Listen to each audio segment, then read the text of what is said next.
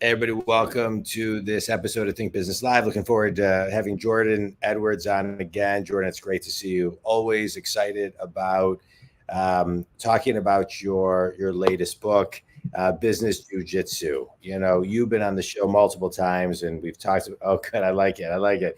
You know, you're a partner at Chart Organization, Investment and Asset Management. You're also the CEO of Mixology Clothing Company.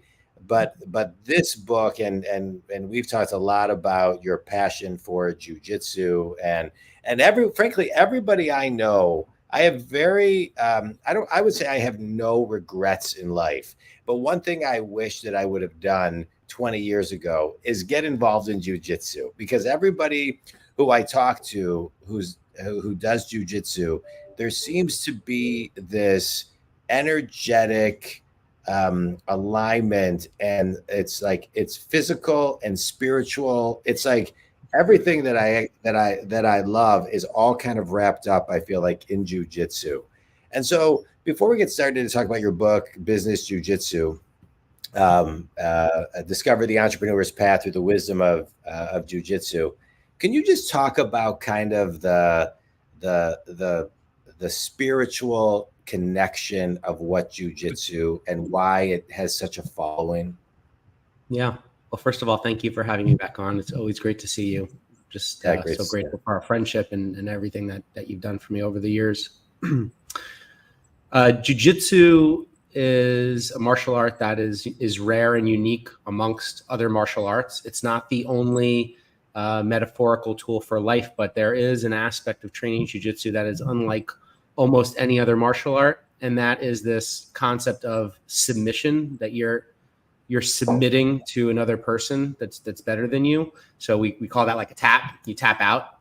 So For those people who don't understand what jiu-jitsu is, it's a grappling based martial art. So it's very similar to like wrestling, except in the sport of wrestling, the objective is to pin somebody to the ground. In the objective of jiu-jitsu, the goal is to submit somebody either by choking them unconscious or manipulating a joint. So its history is in the battlefield art of samurai. So it originally comes from Japan. And if a soldier was to lose their sword and they needed to defend themselves, jiu-jitsu was the art of which they used. And it migrated over to Brazil and it evolved under the Gracie family. And they evolved the sport into what it's known today, Brazilian Jiu-Jitsu, BJJ, which is what I began to study. And it's kind of the art of fighting someone on the ground. So everybody has seen a schoolyard fight. Everyone has seen a scrap where two people stand in front of each other, they start throwing punches, and then they don't know how to fight, so they start rolling around on the ground. So jiu-jitsu is the art of intentionally taking someone to the ground and then rendering them unable to fight back. What makes it so spiritual and so different from many other martial arts that you see, like karate, wrestling, boxing, judo, is that it incorporates this training mechanism of tapping. So like when we're brought to the point of submission, when we are about to be choked unconscious or about to have a limb broken, you will submit to your partner and you will signify that you've given up by tapping out. You know, like when you're a kid, sometimes you say uncle, you know, your uncle's giving you a noogie and they say uncle. So this act of submission is the main differentiation point and the perfect metaphor for how to get good at things, because in order to get good at anything, you need to first acknowledge the fact that you don't know everything. Yeah. That is probably the essence of the spirituality in jiu-jitsu. Yeah. So I love that. So let's kind of carry that, not knowing anything. What was something as you were writing this book that you realized you didn't know that you needed to learn? So this book was a reflection on my company during COVID. So I had to go to the breaking point mentally and physically in order to keep my business alive. 3 million businesses to date have gone out due to COVID. Yeah. So right when, Comrade Cuomo, Governor Cuomo here in New York, sent us into our homes on March 17th, and he delineated what was an essential business or a non-essential business, because you remember these were state specific. Florida did not close down the businesses. New York did close down our businesses. So they said Target is an essential business. They sold clothing and food.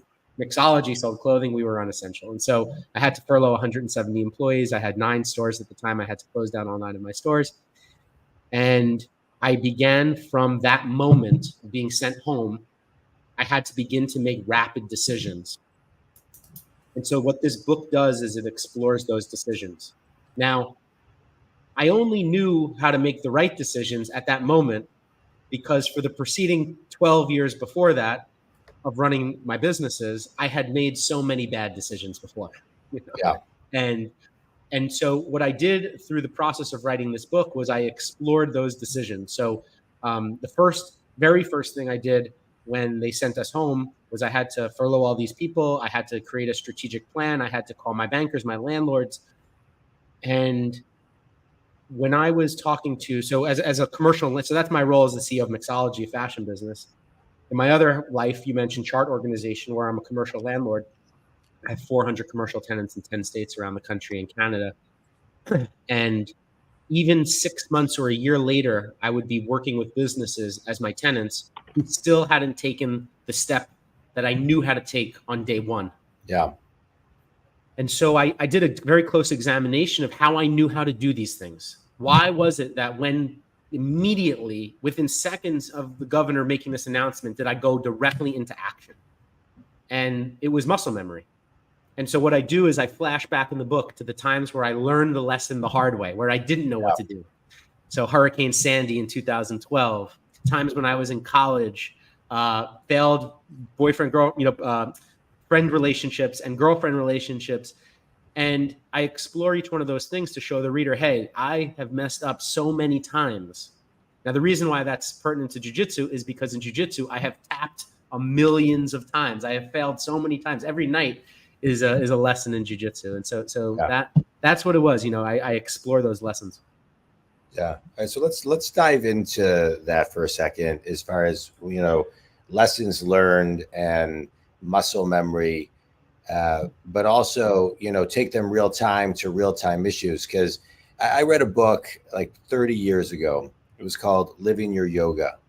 And what it talked about, Jordan, was anybody, well, maybe not anybody, but anybody who does yoga, that's great. But can you live yoga off the mat? That's what the whole book was about. So, it's easy to be Zen when it's dark and there's a candle and you're doing flows, and then you get into the real world, and how can you kind of, live it off the mat?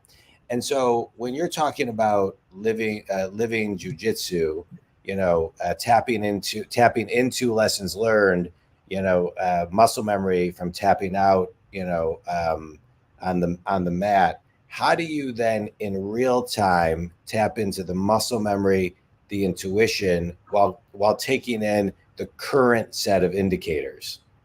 Yeah. Right. That's First of all, I never heard of that book, but it sounds like the core principles are very similar to the core principles in my book. Yeah. I wrote it down, Living Your Yoga.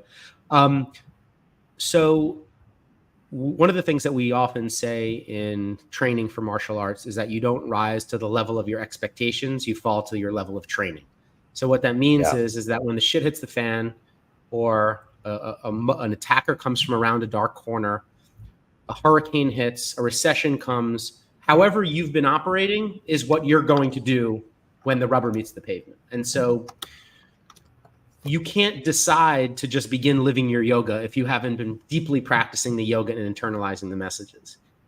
However you've been doing it is what you're going to do when you need to do it. And so oftentimes people ask me is like, well, I'm not training jiu-jitsu. What happens if someone attacks me tonight? I'll say, well, start training jiu-jitsu today. So, another adage they say is the best time to plant a tree was 20 years ago, but the second best time is today. So that is the same thing in business. If you have, I typically use financial practices, accounting and bookkeeping as a metaphor, but also as a direct example of the first thing that I will coach to business people, which is, so in the case of a retail or fashion business, do you reconcile your cash down to the penny every day? Do you reconcile it down to the unit every day? If you're not sure how much cash you have in the bank, if you're not sure what inventory you actually own, it's going to be very, very difficult to make real-time business decisions. Now, you might be surprised to find out that even publicly traded companies only reconcile their inventory 2 times a year. At Mixology, my company, we RFID tag every single unit, so we can get a live pulse on the inventory any day of the year, any minute of the day that I need. And so I'll use that as a teaching tool to say, if you're not already doing these things, now is the time to start doing these things. And all of this knowledge is generally locked away in podcasts like this, great books, courses, and it's just at your fingertips. And what I found in 2014 was I was the young president of a company. I was making all these decisions. I got all of this quick success. And here I am leading people 2 and 3 times my age. And then all of a sudden, my natural talent ran out. I didn't have the answers to questions, and I very, very quickly became exposed. And I had 2 options. I could say, I'm going to go out of business, or I could learn. And so I decided to go on a path of learning and cracking books. And then I found the knowledge I needed in the books. I found every time I open, podcasts weren't a huge thing at that time. They were around, but it wasn't like part of the normal lexicon. But I was huge into audiobooks, and I would just, devour these audiobooks and write notes religiously and find out the way that all the best people in the world were doing these things. And over and over and over again, I found that my heroes, generals, leaders, Navy SEALs, athletes, coaches, they were giving you the answers. And I was like, I can't believe how honest they're being. And they were also sharing all of their mistakes. Yeah. And so that's to me is like the journey of how to get these answers, like how to know what to do. When I stopped saying, what does Jordan Edwards think about what to do? And I knew how Lincoln handled it. I knew what Grant did. I knew how General Mattis dealt with the situation, or what they did, how Warren Buffett handled, just as a really important example of how to deal with a crisis was the Salomon Brothers crisis that happened. I think it was in the 80s or the 90s. And Warren Buffett had to step up. He was one of their biggest investors and on their board. And how to deal with that crisis taught me about dealing with crisis. Now, if I never read his book, I would have never known. Yeah. So that's a long way of answering. It's like, how do you know what to do? It's your collection of your experiences that you filter through. Yeah. I love that. Couple of things. That was great. I appreciate everything you just shared. I was at an event yesterday, a prominent wealth management group, Spartan Wealth Management, hosted an event where they interviewed Tom Izzo, the Michigan State basketball coach, and it was amazing. I won't bore you with all the details, but Izzo shared so many lessons. He was so vulnerable. It was. I've heard him speak many times at athletic events and things of that nature, but never this raw, it was unbelievable. And you're right. And so people, they give the answers, they share the vulnerability of the lessons learned. My question to you is, you kind of found yourself at the end of this, at the end of the road, needing to start a new road, build the next chapter, kind of learn.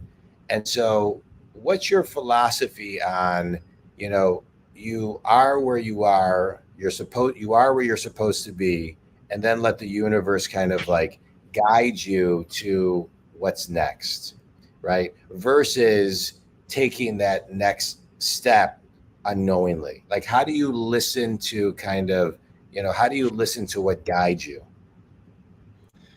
Such a deep question. My wife and I were talking about this last night because we had this major full moon 2 nights ago. The harvest moon was unbelievable. Wait, I just want to say something. So on that harvest moon, my wife and we sent a text to our kids, walk outside in the moon. I have a couple coaches, but one coach I have is a spiritual intelligence coach, and she had sent me magic paper, and my wife and I had my kids who are both in college right now send me their goals. We wrote it on the goals, and it like you light it into the universe. So yeah, that moon was amazing. Yeah. I don't have any kind of spirituality coach at all. I don't have strong beliefs on I like astrology or anything, but I know that gravity exists. I see the way that the moon affects the tide. I see the way that it can bend the ocean, which is one of the most powerful things in the world. I know that sometimes my jiu-jitsu injuries, when I wake up and the weather is a certain way, that I feel it in my knee. And so the other day when this full moon happened, people were just going nuts at my company. Like people were were all kinds of crises. Yeah. And these things kind of happen. And I've given up trying to, control the ocean. What I will counsel these people is it's time to relax. There are things that we don't understand that are putting all kinds of force and pressure on our life. And what I've been saying to my wife recently is I don't fully understand why sometimes I could work for 3 days in a row for almost 24 hours, knock off everything on my checklist, make every call, I have every right decision. And then I will go 2 weeks where I can barely get anything of importance done. It's a grind just to get out of bed. And this aspect of flow, there are things that are just so far outside of it. And so what I found is, and this is one of the most important lessons of jiu-jitsu, there's no one jiu-jitsu session I've ever had where I showed up and I was like, well, I'm good at jiu-jitsu now. I've been doing it for 15 years. I'm competent. I'm a good, member of the tribe, dad of 3 now, jiu-jitsu practitioner. I'm not a world champion by any stretch of the imagination, but put me on the mat with someone who doesn't train, and it is as if I'm like, a transformer, Spider-Man. I might as well have a superpower compared to the average Joe. So when I throttle these two things together, just keep showing up every single day, and then giving into that there are powers that I don't understand, even my own subconscious. Like sometimes I'll say to my wife, I need to make a very important decision. It's, a multi-million-dollar consequence. I have to make an investment, and I need to make this phone call to this contractor. And for some reason, I haven't done it. I know I just have to make one phone call and sign on the line, but I haven't done it yet. And I'll wait a couple extra days, and then it will materialize and it will appear. And so I at this point, I trust my training enough to know that there's some reason I did not do it yet. Versus like when I need to go into action, I don't wait. I'll just take another personal metaphor in this is like booking travel. I'm like deadly decisive.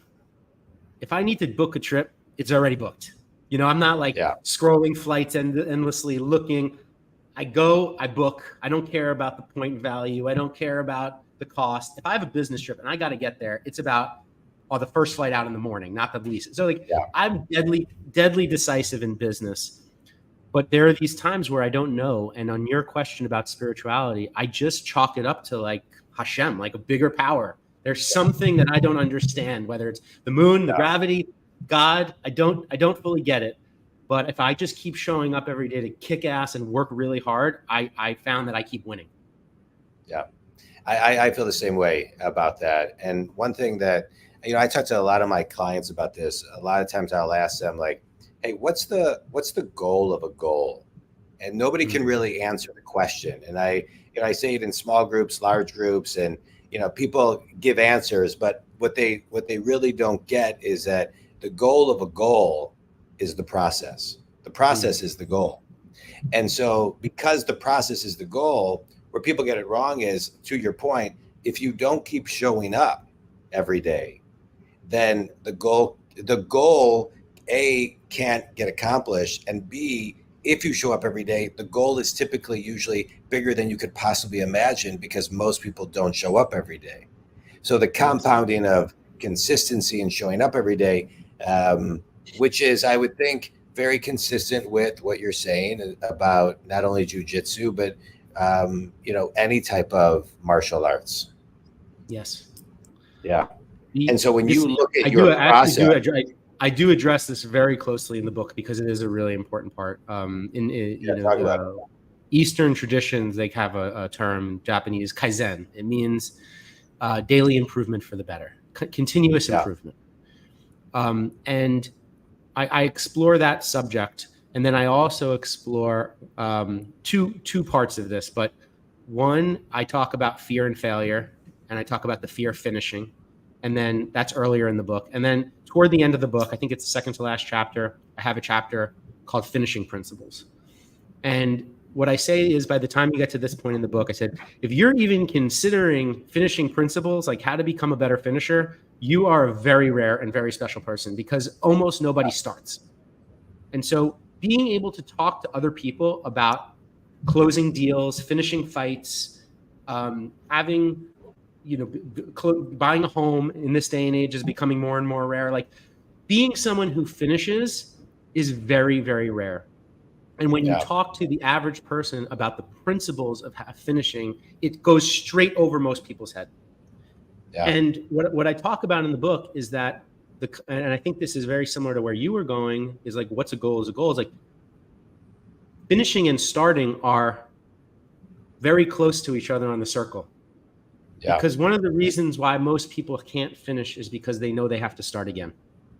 Yeah. And if you close a deal, it's like, great, fabulous, wonderful. What's the next deal? Tom, they always ask Tom Brady, which is your favorite Super Bowl ring? He always said the next one. He's the ultimate closer, the ultimate finisher.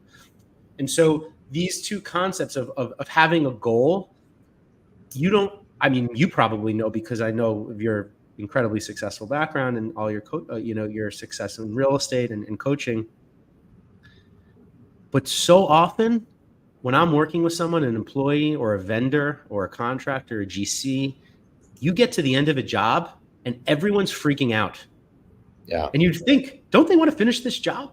Like, we're right there. Right. But there's something about human nature that stops the average person from wanting to finish. And the beautiful part about my jiu-jitsu practice and what it taught me about business was savoring this moment of finishing. My dad and I talk about this sometimes, because we'll talk and I'll be like, can you believe that all we have to do is go close out that permit and get the CO and open. And I'll say, and the contractor's fighting with the architect, and the architect's fighting with the building department. And everyone you would think wants to get done. And I say, the job is not to prove that I'm right. The job is to win. It's like, I'm not going to go in here and try to prove you wrong. I just want to go bring everybody together to say, let's get this job done today. Yeah. And that manifests itself so much. So, I would say, if I'm teaching someone about getting to goals, what I'll often tell my team is, it's so abstract. Don't focus on that, because as soon as you're done, it's like, all right, good, great job. Wonderful. Pat on the back. Now we go again. That's something from jiu-jitsu. It's like, I tapped you out, but you might get me in the next one. Yeah, I love it. Everything you're talking about reminds me, as far as I think I see this as a coach, Jordan. So many people have a hard time with kind of figuring out what to do next and then what to do after that. Just those first two steps, they always seem to be the first two steps are the hardest. And to your point, the last few steps are the hardest, because I think they got to get to the next project of the next two steps, which is really, really, really hard for a lot of people. Statistically, I think the number is 5 to 7% of people who buy a course online don't finish it. 5 to 7% of people maybe finish it. And so it's like there's something, unless there's high level of accountability to kind of keep things going. When it comes to your book, I remember when I've written one book, I've been trying to write another book, but I can't, it's not flowing through me yet. So I'm kind of honoring that space and waiting for it to kind of present itself. But when I wrote my first book, I kind of mapped everything out. And then when I put my fingers to the keyboard, other things kind of flowed through me. And so the book became almost started to have a life of its own. And so I'm curious, as you wrote your book, how was that process? How did you kind of, pragmatically look at it and then allow it to kind of flow through you as you wrote it? Because this book is so deeply personal, these stories and the sequence of the story just poured out of me. Yeah. What I'd say is similar to what you're saying is that dead smack in the middle of the book, I have a chapter on family and friends. And I originally wrote 80,000 words and we needed to get it down significantly. And my publisher suggested that I remove chapter 6. And I said, if you read the book, then you would know that chapter 6 is the most important chapter in the book, because there is no business or jujitsu without the closest people in your life, your family, your friends, and your network. And how they talk about it and treat it is, I mean, you would think that the closest people in your life are your biggest fans, and usually they are, but they could also be your biggest detractors, and they know you the best. Yeah. And so what a lot of times happens is when you want to do something great, it's normally at the expense of the people who are closest to you. If you're at jiu-jitsu, you're not with your kids. You know, if you're playing golf, you're not with your family. And so even though they're so excited about this thing that you love, there will be times over the course of doing anything like this where there will be resentment. And so I tried, I poured this book out of me, and then I wanted this part of it in it. Yeah. And I went to one of my mentors and jiu-jitsu friends. His name's Rich Byrne. He's in the book. He's the current president of Benefit Street Partners, or $76 billion REIT. He's the former CEO of Deutsche Bank, and he's a great friend and jiu-jitsu practitioner. And I said, they want me to take out chapter 6. I think it's the most important chapter of the book. And he said, who cares what they think? Who are you writing this book for? And I was like, I'm writing it for the jiu-jitsu niche. He's like, do they do jiu-jitsu? I said, no. He said, then do what you want. Put in the book what you want. It's your book at the end of the day. And I was really, really grateful for that advice. So yeah, I think that's probably the closest part of it to me is when these stories just came rolling off my tongue, and it was that was the only part that was kind of the fruit on the tree. Yeah, I love that. I love the question of who you're writing it for, and knowing and your instinct to do what's right. There's an old story, and I don't know if it's fact or fiction, but that Sam Walton would be in his boardroom, and they would be bringing in all of these numbers, and he would look around the boardroom and say, everybody here is giving me numbers to tell me what to do, but nobody here shops at Walmart. So he would take the numbers, he would go to the coffee shop and have pie and coffee with his customers, and then come back and say, here's the information we're using. Because was that from his book, Made in America? I don't even know. I don't know where it's from, but I've heard the story repeatedly, and I use it, and I'm assuming it's true. But he went to the source. He knew who the important people who needed to hear the message and get the feedback from, the people who needed it. And it sounds like your book is written for the people who need the moments that you're writing about. They can connect the dots. What's one thing the reader is going to get out of the book that they may be surprised that they get out of it?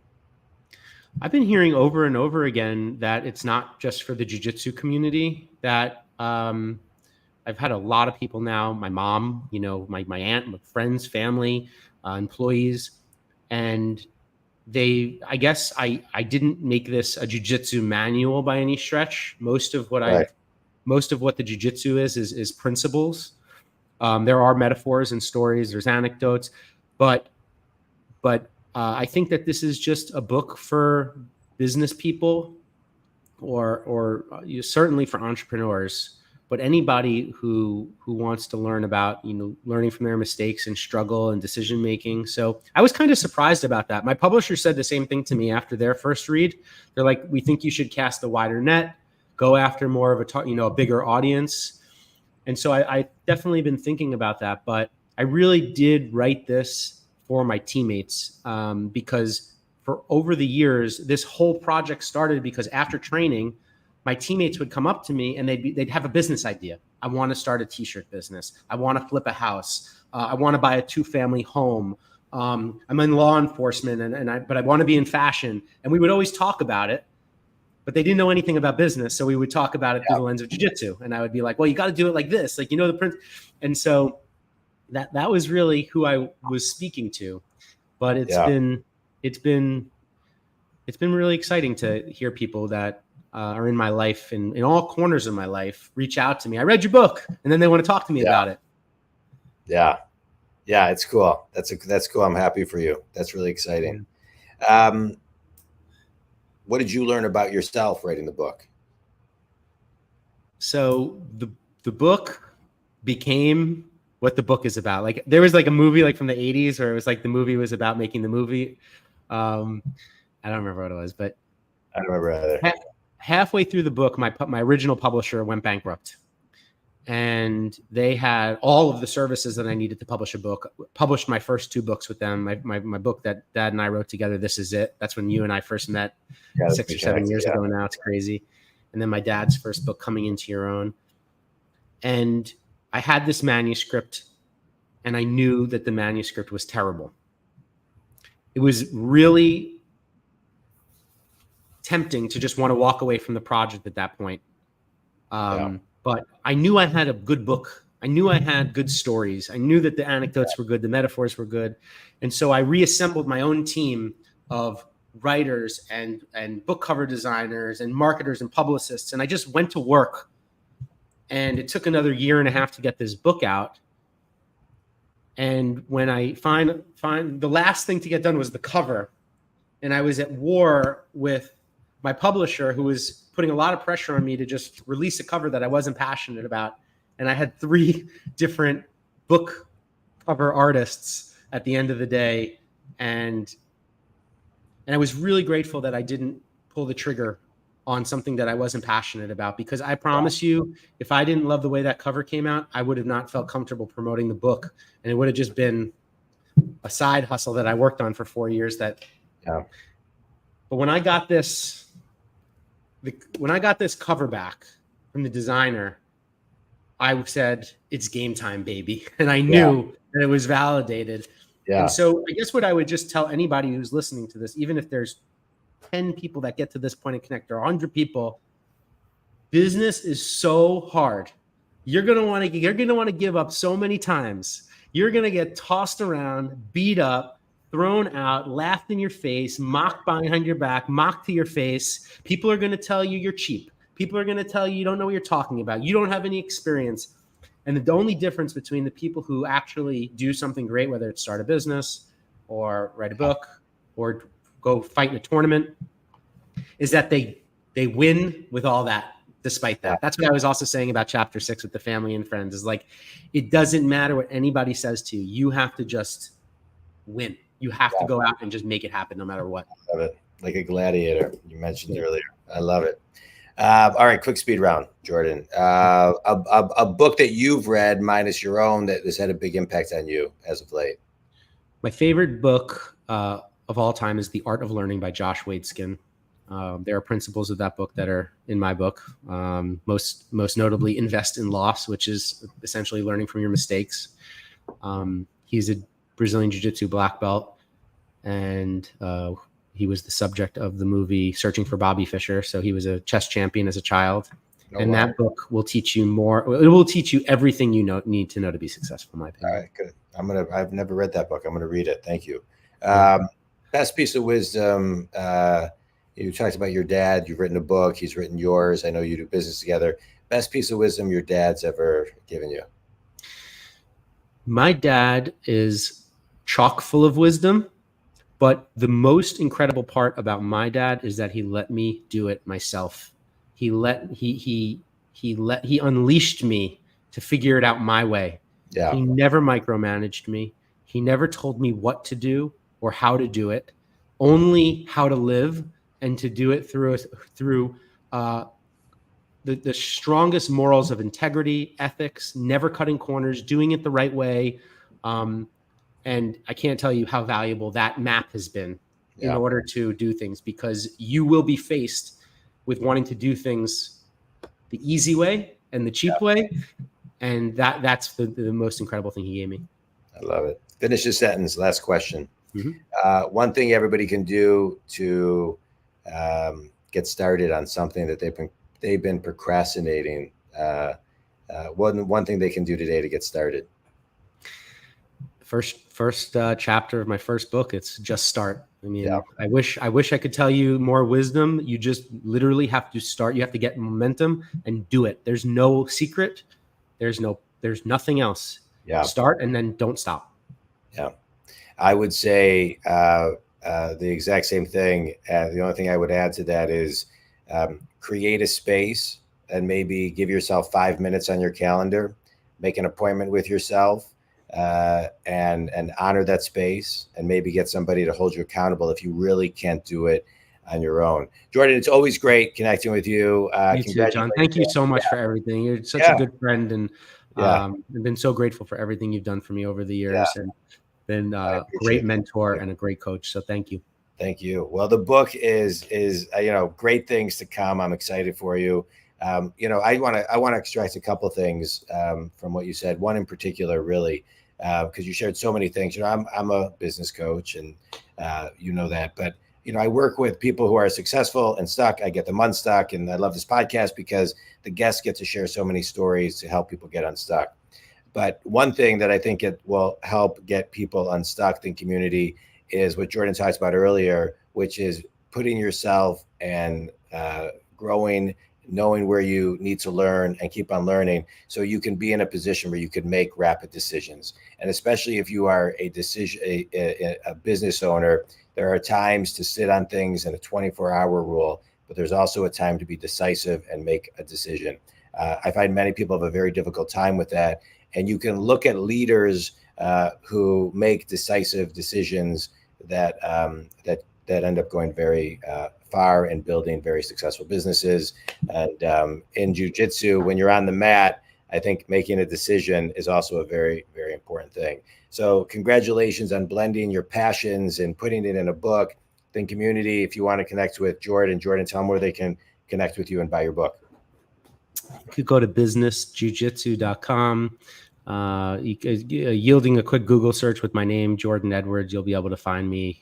My company's Chart Organization is my real estate and investment management company. And for the ladies out there, shopmixology.com is my women's fashion business. We have 17 retail locations around the New York metro area and South Florida and Boca Raton.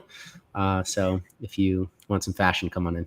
That's great. All right, Jordan, this was great. Thanks, man. And Think Community, if you want to talk about any business coaching, you can reach me at jondwoskin.com. Jordan, this was great. Thanks so much. Thank you so much, John.